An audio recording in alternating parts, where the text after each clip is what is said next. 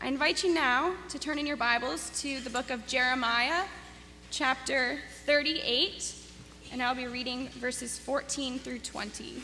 Again, that is the book of Jeremiah, chapter 38, verses 14 through 20, and I'll be reading from the New International Version.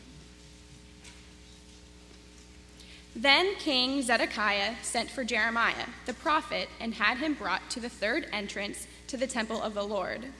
"I'm going to ask you something," the king said to Jeremiah. "Do not hide anything from me." Jeremiah said to Zedekiah, "If I give you an answer, will you not kill me? Even if I did give you counsel, you would not listen to me." But King Zedekiah swore this oath secretly to Jeremiah.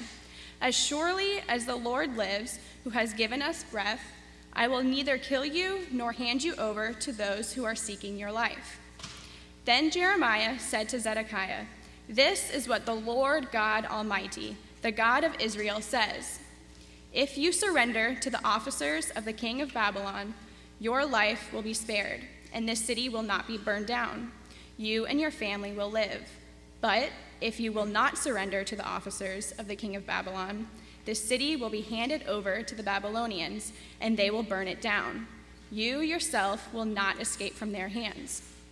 King Zedekiah said to Jeremiah, "I am afraid of the Jews who have gone over to the Babylonians, for the Babylonians may hand me over to them, and they will mistreat me." "They will not hand you over," Jeremiah replied.